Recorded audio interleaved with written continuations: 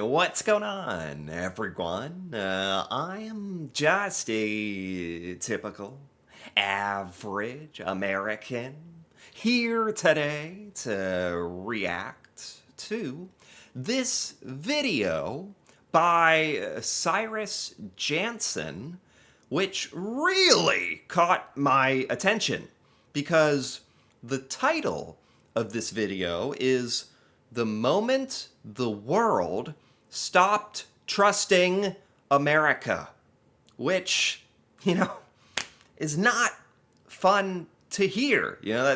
As an American, that makes me very sad to read that and very disturbed. Is that true? Is that how the world basically feels about the United States, that you do not trust us?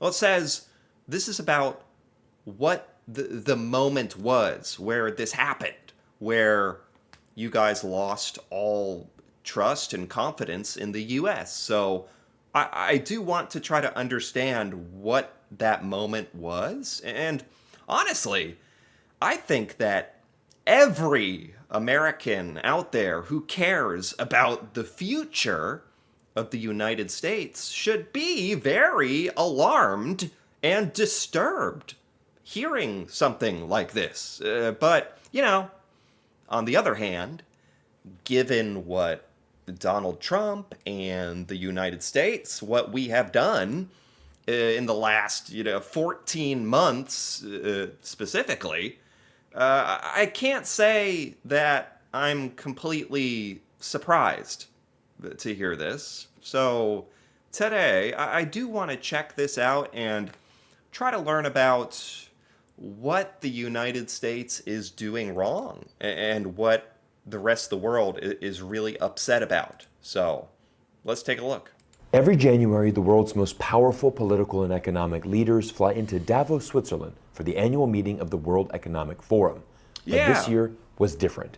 Europe arrived on edge, rattled by Donald Trump threats towards Greenland and his increasingly confrontational posture towards America's own allies. That's right. So this happened a few months ago.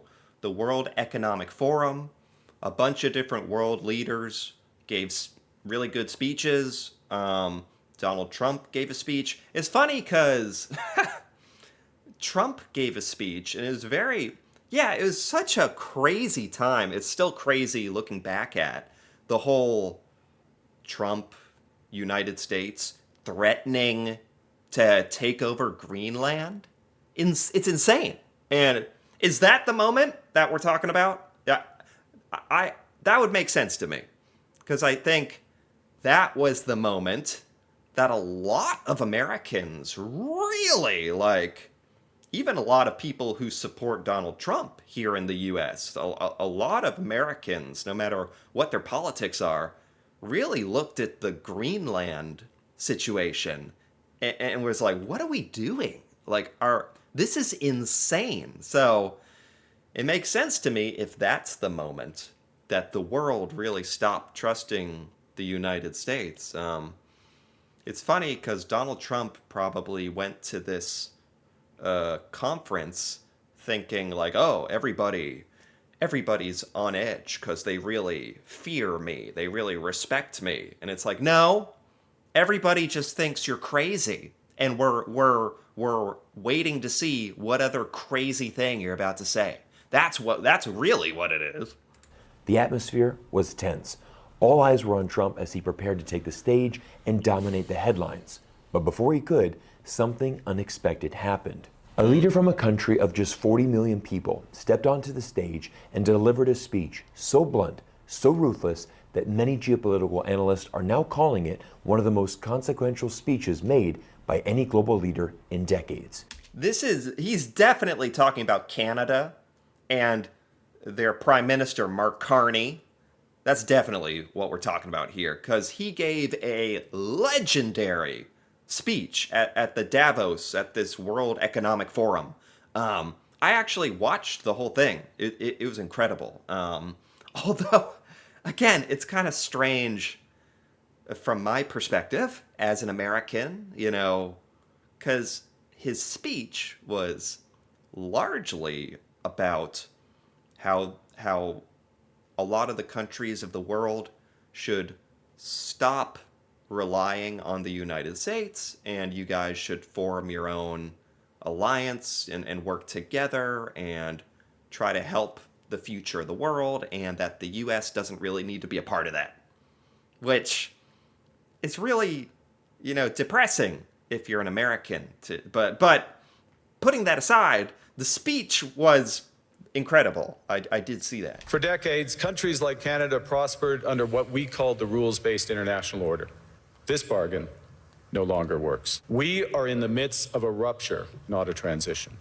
Yeah, I liked when he talked about how Trump specifically is kind of breaking the normal rules of engagement. He's not following the rules. He's not acting in a civil way, and so the order of the world that has been normal for a while now needs to change. Talking about a new world order, and yeah, I mean that it's really, really big talk. Like this is a very significant speech. What he was saying, it really touched on some really, really radical, big new ideas. Great powers have begun using economic integration as weapons. The middle powers must act together because if we're not at the table, we're on the menu. We know the old order is not coming back. We shouldn't mourn it. We have something too. The capacity to stop pretending, to name reality, to build our strength at home, and to act together.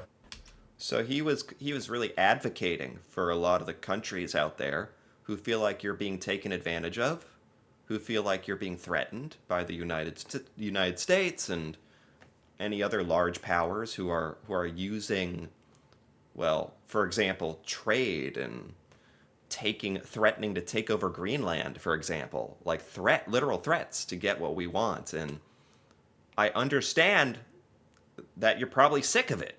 Like, I think it's difficult for Americans to really get an outside perspective and realize if there was another country that was doing what the United States has been doing, we would hate them. So that's probably how everyone feels about us. That leader was Canadian Prime Minister Mark Carney. Fresh off a visit to Beijing and a major trade deal with China, Carney took the stage and did something almost unheard of as he compared U.S. hegemony with the fall of the Soviet Union and announced that the future will look nothing like the past. Carney's speech received a standing ovation, and honestly, it was remarkable that Canada, a G7 country, a NATO member, a Five Eyes ally, and a nation that shares an 8,000-kilometer border with the United States, openly acknowledged what many people were afraid to admit. Yeah, Canada and the U.S. are very intertwined, and so it was a big deal when the Canadian Prime Minister said this, and I remember this made Donald Trump very, very mad, this speech, which probably means you're doing something right.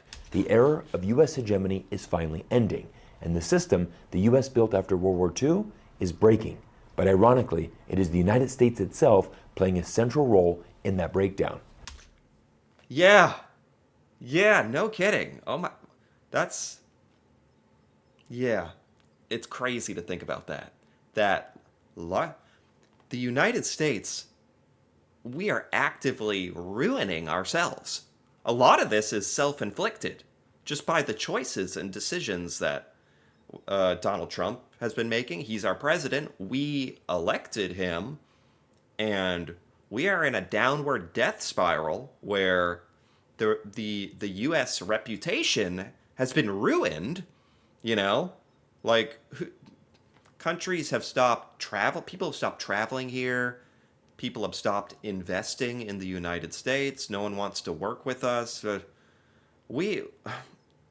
That is so on point how so much of this is our own doing, because the U.S. was actually doing really, really well, obviously the last, couple decades until right now. But before we go any further, we need to slow down and break apart what is actually happening in this new fractured world. Because once you understand how Donald Trump sees power, Mark Carney's speech, and Europe's response, suddenly everything makes a lot more sense. So the The title of this video is "The Moment the World Stopped Trusting America." And it's, what's the moment? Is it when the US threatened Greenland? Is that like the moment? Because I'm still trying to figure out what exactly the moment. It's probably like everything to be honest. Ever since Donald Trump was elected, and it's been like a year of just madness. And yeah, Mark Carney, to his credit, at the World Economic Forum, kind of kicked off like letting the world know it's okay to criticize the US and openly say that you're not going to put up with us anymore. Like he openly said it. Whereas I think a lot of world leaders have made attempts to get along with Trump, to appease Trump, to try to be friends or allies. And I think Mark Carney was one of the first people to come out and just openly say, forget it. Forget the US. Yeah. And, obviously that's horrible to hear as an American. But on the other hand, I totally understand where you're coming from. To do that, I want you to look at this chart.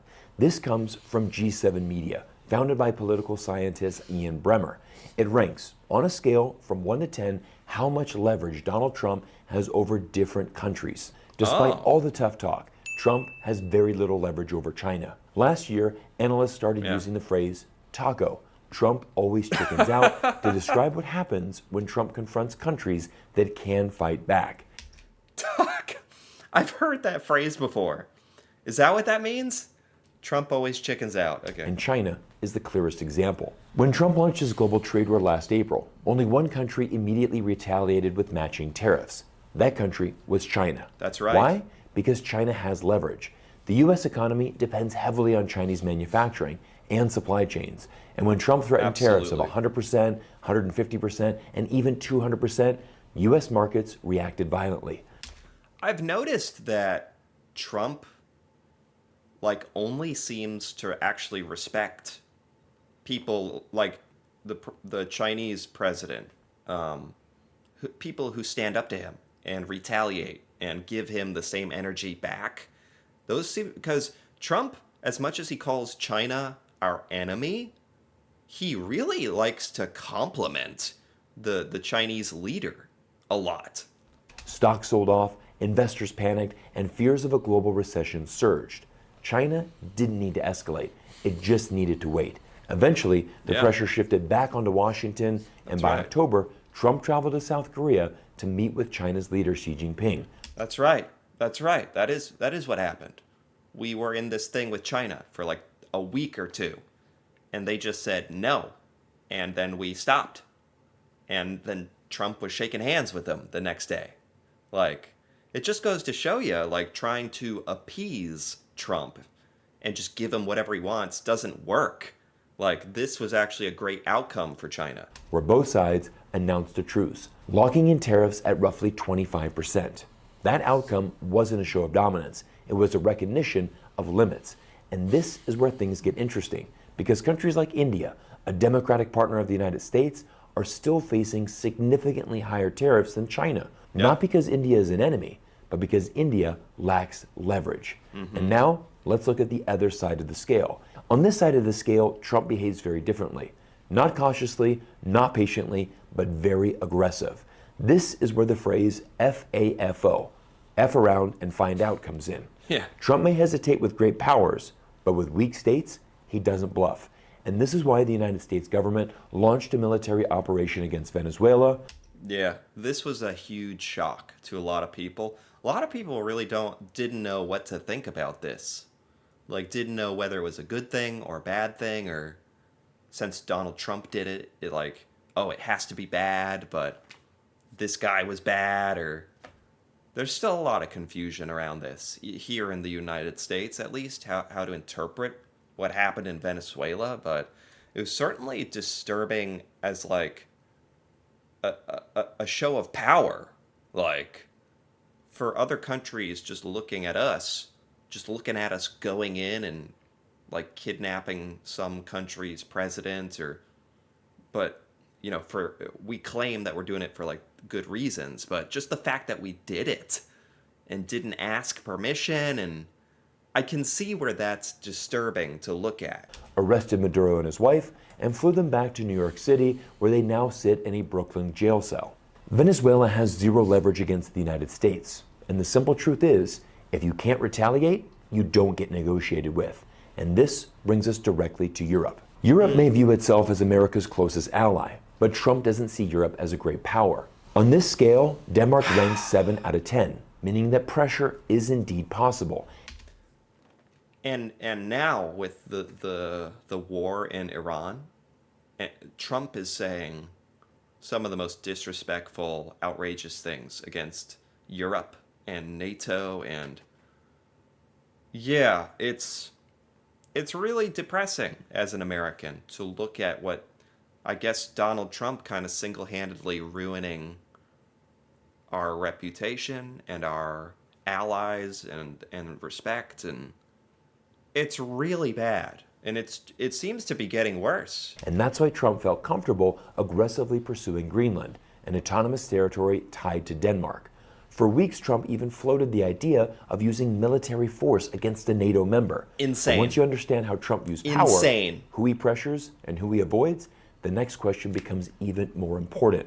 What does this behavior actually produce? Because raw power and effective leadership are not the same thing. For decades, the United States didn't just lead the world because it was strong. It led because other countries trusted it. For decades, countries like Canada prospered under what we called the rules-based international order. This bargain no longer works. Yeah, it's like Donald Trump wants to change. Like, the United States, we were in such a good position. That's the frustrating thing. Like, people respected us at least enough. But now it's like Trump wants to do everything based on fear. Not respect, but fear and threats. It's like, what? Why? Why do we have to become the bad guy? For decades, Western countries promoted the ideas of the international rules-based order, even though behind closed doors, all of us knew this was simply a facade. Because right now in 2026, it's not China, Russia, or Iran who is the greatest source of global instability. That title now belongs squarely on the United States of America. Oh my Prime Minister God. Carney used a powerful analogy to You better believe this is not like what Americans are thinking. Like, that the United States is now the source of all the instability and chaos, and even though if you just look from the outside, that's obviously what we're doing. There's still a lot of Americans who don't have the ability to objectively look at this and realize that the United States has gone completely downhill, and back to the title of the video, the world has stopped trusting America. A lot of Americans don't even realize that yet, like the damage. explain this watershed moment. He described a shopkeeper in the Soviet Union who placed a sign in his window every morning that read, "Workers of the world unite." Everyone knew the sign was a lie. The shopkeeper knew it, the customers knew it, but as long as the sign stayed in the window, the system appeared intact. But the moment the sign came down, the illusion collapsed.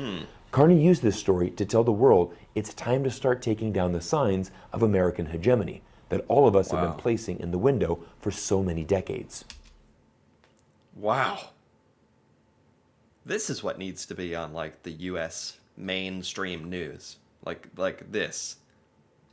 Cuz this is it's eye-opening. Like, so basically the world, you could say, has been pretending that you like the US or that we're trustworthy or your confidence in us, and now it's like maybe starting at the World Economic Forum, a lot of Europe, for example, is not even pretending that you want to trust the United States anymore. Like, that is over.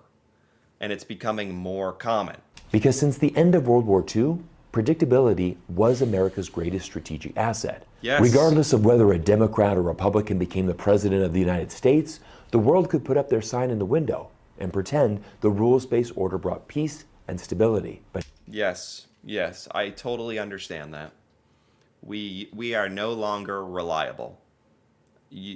I mean, you with Donald Trump as president, you literally have no idea what the US is going to do from one day to the next. Literally no idea. We might invade Greenland, we might blow up Iran. Nobody knows what like, and so who would want to have to deal with that? now, everything has changed. Under Trump, the problem isn't American strength. The problem is American volatility. Tariffs appear overnight and disappear just as quickly. Security guarantees feel conditional, and long-standing allies are publicly pressured, threatened, and even humiliated. And when unpredictability becomes the norm, countries don't confront the United States head-on. They adapt, they diversify, and they quietly reduce their dependence. Yeah, it just seems like Donald Trump is just criticizing Europe, criticizing NATO, pissing everyone off. And so the rest of the world is just like quietly, distancing yourself from the US. It's like the US is a crazy person and everyone's just kind of slowly backing up like, okay, they can go do that over there, and you're all backing away and kind of looking at each other like, get a load of that guy. Ooh. And then you're all forming your own group. That's basically what's happening. This is why Mark Carney traveled to both China and Qatar to secure new trade deals for Canada. And this is the critical shift most people miss. The world is not dividing into pro-America and anti-America camps. It's dividing into countries that can tolerate instability and countries that can't. Middle powers in Europe, Asia, the Middle East, and the Global South are all drawing the same conclusion. They want options, and trust becomes more valuable than threats. When it was Trump's turn to speak at Davos, he boldly laid out Europe's choices on Greenland. You can say yes, and we will be very appreciative, or you can say no, and we will remember. European leaders are not stupid. They've seen the pattern in how Trump consistently treats Europe. Remember, Europe is not in the taco territory like China and Israel.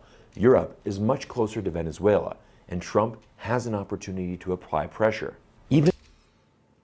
I mean, like I said already, if listening to it like this really makes it very obvious, like no American should be shocked by this. Like if there was someone else who was acting like the United States, we would want nothing to do with them. But in this situation, we are that country that's acting crazy, that's unreliable, that's insulting you. So yeah, of course no one trusts us. Of course no one wants to have to rely on us. It's just so sad because before all this madness, the United States was like doing really well, and now it's beyond tragic for us. If the Greenland situation is resolved, Europe will remember how Trump treated them. And Fareed Zakaria, one of the most brilliant American political analysts, said it best. Power is more sustainable when it is exercised with restraint, and influence is larger when allies feel dignity rather than fear. Yeah. But of course, the Trump administration will tell you the complete opposite. If you listen to the voices of Scott Bessent, Howard Lutnick, they are telling U.S. citizens how brilliant Donald Trump is in negotiating. Their message to the world is, look at Trump. He threatened military action against the Europeans only to bring them to the negotiating table. Thankfully, I think a lot of Americans are waking up, and like Trump's approval ratings have gone way down. I mean, he promised no new wars, and now we're at war with Iran. And he wanted the Nobel Peace Prize. And America is winning because of Donald Trump. But the United States already has a military base in Greenland. The U.S. could have expanded its capabilities easily through cooperation with Europe, rather than empty threats. At Davos, Trump announced the formation of a new organization he calls the Board of Peace. Ha! Ha! Not this. Not this. Not the Board of Peace. Not the Board of Peace. This is the biggest joke. And it's such a joke that Donald Trump is creating the Board of Peace. There's a joke about this. Yeah, it's called that because Donald Trump has become bored of peace and wants war. He believes one day could actually replace the United Nations. But when you look at its initial members, countries like Belarus, Kosovo, Vietnam, Uzbekistan, Hungary, and Indonesia, it becomes clear that this is not a serious alternative to a global institution. This is what's left of the America's global standing after 1 year of Donald Trump in office. No kidding. Power doesn't come from declarations. It comes from legitimacy. And legitimacy can't be improvised. And in contrast, China... And the U.S. used to be legitimate not that long ago. It's amazing how much we have fallen in a year. It's actually insane. Rejected Trump's invitation to the Board of Peace and instead pledged its allegiance to the United Nations. Here is what Germany's chancellor had to say about it. China, with strategic foresight, has worked its way into the ranks of the great powers. The United States' global pole position is being challenged, and Washington reacts by radically reshaping its foreign and security policy. Honestly, it's not surprising to see this response from the German leader, because China does have tremendous leverage on the world stage. China is the world's factory and the largest trading partner to over 120 nations. Even Donald Trump knows this. Just listen to how cordial and respectful Trump talks when the subject matter is China. But I've always had a very good relationship with President Xi of China. He's an incredible man. What he's done is amazing. He's highly respected by everybody. See, it's incredible, like, how much Trump glazes China. And they're supposed to be our rival, possibly even a threat. But Trump, like, just loves the president of China. And it may be because China is powerful or stands up to him, or he can't threaten them or bully them. I don't know. Interesting enough, China's speech at Davos also went viral, as countries applauded the Chinese leadership who had this to say about the future. Everyone should be equal before the rules, and a very small number of countries should not have privileges based on strength. The world cannot return to the law of the jungle, where the strong prey on the weak. Every country has the right to safeguard its legitimate interests. China is committed to expanding the global economic and trade pie. We are not only willing to be the world's factory, but also the world's market. It's a really good statement, honestly. I didn't know about that. Yeah, Trump has, like, decided, literally, because the United States has a lot of power and wealth, to try to use that as weapons. It's so bad. Everyone, we've reached a tipping point in the world, and now I want to show you how these changes in geopolitics will affect the future of your money and where the next great opportunities are for investment. Because over the last year, I've featured several...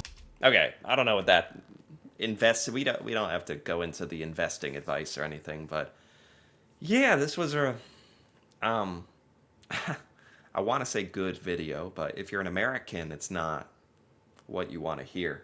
But I think you can't pretend it's not happening. You know, it's not fun to hear, but it's necessary, especially for Americans, to be aware of how we are perceived by the rest of the world and to open our eyes and realize what we're doing and what we have become. And that is the only way we will have any chance of saving ourselves or turning this around, or I don't even know how that would happen at this point. It might take like 3 years for Donald Trump to be out of office, and then who knows what, and I don't know. I really don't know what the future of the United States looks like.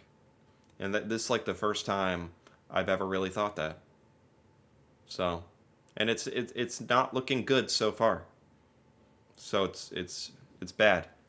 And a lot of Americans need to realize that quickly.